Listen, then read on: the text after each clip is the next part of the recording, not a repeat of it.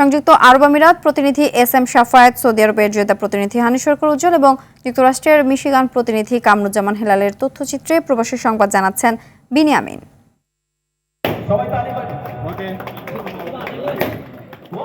সংযুক্ত আরব আমিরাতের দুবাইয়ে যাত্রা শুরু করল বাংলাদেশি প্রতিষ্ঠান কসমোরা জেনারেল ট্রেডিং। প্রতিষ্ঠানটি উদ্বোধন করেন এর ব্যবস্থাপনা পরিচালক ও সিইও মোহাম্মদ ফয়সাল আহমেদ। এ সময় উপস্থিত ছিলেন ম্যানেজার ফাহিম আহমেদ, মিজানুর রহমান, জাহাঙ্গীর আলম সহ স্থানীয় ব্যবসায়ী ও গণমাধ্যম কর্মীরা। উদ্বোধনকালে বক্তব্য দেন স্বত্বাধিকারী ফয়সাল আহমেদ। দেশটিতে কসমেটিক্স খাতে বিনিয়োগে বিপুল মুনাফা রয়েছে বলে জানান তিনি।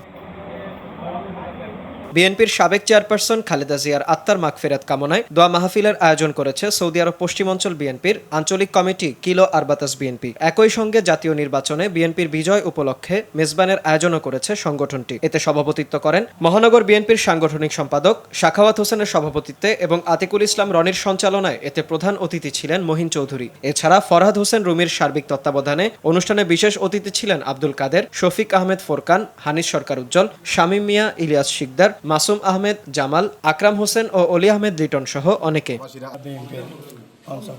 যুক্তরাষ্ট্রের মিশিগান স্টেটের ওয়ারেন সিটিতে পঞ্চম খণ্ড আঙ্গুরা অ্যাসোসিয়েশন অব মিশিগানের ফ্যামিলি গেট টুগেদার অনুষ্ঠিত হয়েছে। এতে সভাপতিত্ব করেন কামাল হোসেন জালাল। সংগঠনের সাধারণ সম্পাদক মাহতাবুর রহমান টিপুর সঞ্চালনায় এ সময় উপস্থিত ছিলেন নুরুল ইসলাম নুরু ও বাবুল রহমান সহ পঞ্চম খণ্ড আঙ্গুরার প্রবাসীরা। অনুষ্ঠানে সঙ্গীত পরিবেশন করেন সঙ্গীত শিল্পী জিল্লুর রহমান। এরপর নৈশভোজের মধ্য দিয়ে শেষ হয় অনুষ্ঠান।